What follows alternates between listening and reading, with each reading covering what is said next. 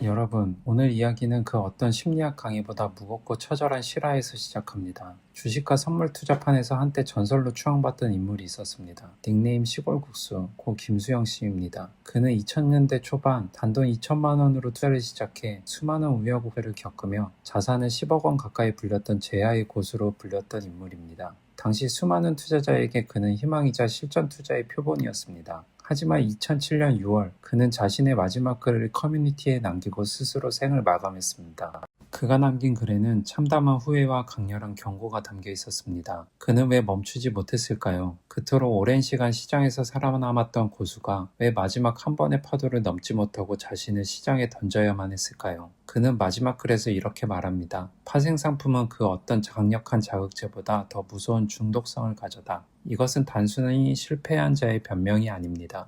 현대 뇌과학이 증명하는 가장 정밀한 뇌의 오작동에 대한 증언입니다. 우리는 흔히 돈을 잃는 사람들을 보며 의지가 약해서 혹은 지능이 낮아서라고 비난합니다. 하지만 그는 수년간 시장을 분석하고 살아남은 베테랑 중의 베테랑이었습니다. 그런 전문가조차 무너뜨리는 것은 인간의 뇌 깊숙이 박혀있는 간헐적 강화라는 심리 기제입니다.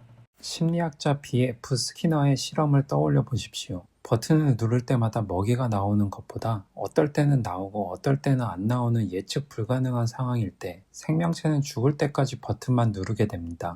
선물 옵션 투자는 이 불확실한 보상의 정점입니다. 예측이 적중했을 때 쏟아지는 쾌락 물질은 정상적인 일상에서는 결코 경험할 수 없는 비정상적인 수치입니다. 이러한 자극을 반복적으로 경험하면 뇌의 전두엽, 즉 이성적 판단과 충동 조절을 담당하는 사령탑의 회로가 물리적으로 손상됩니다. 그 같은 고수조차 뇌의 보상 회로가 한계치에 도달하면 돈은 더 이상 가치를 지닌 화폐가 아니라 그저 게임을 지속하기 위한 숫자로만 인식하게 됩니다. 그가 마지막 배팅을 할 때 그의 뇌는 아마도 가족의 얼굴이나 미래의 삶을 잊었을 겁니다. 오직 차트의 움직임과 그에 따른 뇌의 화학적 자극만이 그를 지배했을 것입니다. 여러분, 이것이 남의 일 같습니까? 나는 저 정도는 아니다. 소액으로 한다. 이 말이 왜 가장 위험한 신호인지 아십니까? 행동경제학의 손실 회피 편향에 따르면 인간은 수익의 기쁨보다 손실의 고통을 2배 이상 더 강하게 느낍니다. 돈을 잃었을 때 우리 뇌는 신체적 고통을 당했을 때와 동일한 영역에서 통증 신호를 보냅니다. 이 고통을 당장 멈추는 유일한 방법은 수익을 내서 복구하는 것뿐이라고 뇌는 우리를 속이기 시작합니다. 그도 마지막 글에서 언급했습니다. 공포와 탐욕이 지배하는 시장에서 인간의 이성은 너무나 나약하다라고 말이죠. 손실이 발생하면 전두엽은 마비되고 본능을 담당하는 편도체가 주도권을 잡습니다.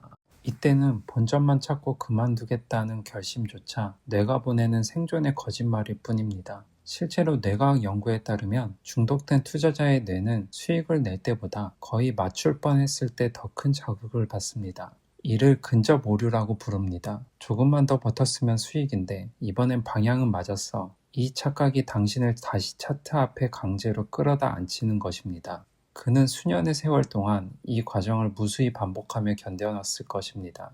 하지만 단 한 번 전두엽의 브레이크가 완벽하게 파열되는 순간 그간의 모든 경험과 지식은 무용지물이 됩니다. 그는 글의 마지막 부분에서 나의 실패를 거울 삼아 여러분은 부디 이 지옥에서 벗어나라고 간곡히 부탁했습니다. 그는 자신이 겪은 비극이 개인의 실수가 아니라 인간 본연의 나약함 때문임을 알았던 것입니다.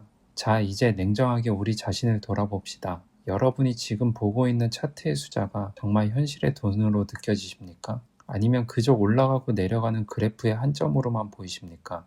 만약 후자라면 당신의 뇌는 이미 심각한 인지 왜곡 상태에 빠진 겁니다. 비극을 반복하지 않기 위해서는 의지가 아니라 환경을 재설계해야 합니다. 첫 번째, 당장 실천할 수 있는 방법은 물리적 인지 단절입니다. 의지력을 믿는 오만을 버리십시오. 충동이 밀려오면 인간은 이성을 잃습니다. 차트를 볼 수 있는 환경을 파괴하십시오. 앱을 지우는 것은 시작일 뿐입니다. 계좌이체 한도를 대폭 줄이고 돈의 이동을 최대한 번거롭게 만드십시오. 두 번째, 생리적 긴급 제동입니다. 심박수가 올라가고 시야가 좁아진다면 그 즉시 모든 동작을 멈춰야 합니다. 4초간 코로 숨을 들이마시고 7초간 그 숨을 멈춘 뒤 8초간 입으로 천천히 내뱉으세요.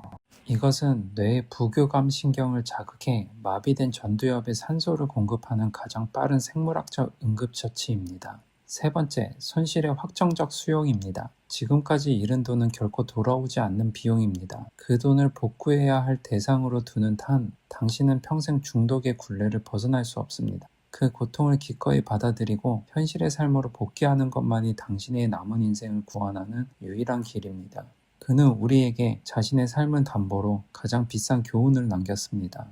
시장은 냉혹하고 인간은 나약하다. 그가 남긴 마지막 문장은 우리 모두에게 던지는 경고입니다. 지금 멈추는 것은 패배가 아닙니다. 고장난 뇌 회로로부터 당신의 소중한 일상을 탈환하는 가장 용기 있는 승리입니다. 오늘 당장 컴퓨터를 끄고 가족의 목소리를 들으십시오. 당신을 살리는 것은 차트의 반등이 아니라 현실의 온기라는 사실을 절대로 잊지 마시기 바랍니다. 이 여정에 끝까지 함께 하실 분들은 구독과 좋아요로 응원해 주세요.